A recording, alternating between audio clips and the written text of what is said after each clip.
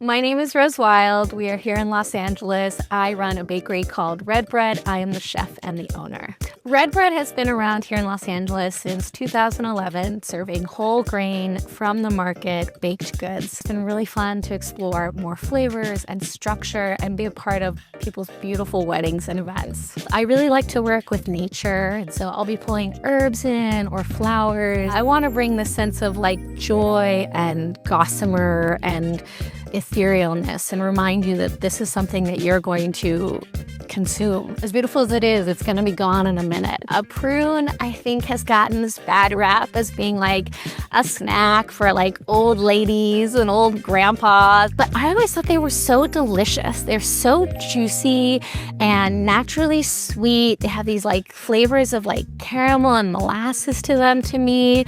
I really love them for being an ingredient that I can use during those months where we don't have as much fresh produce.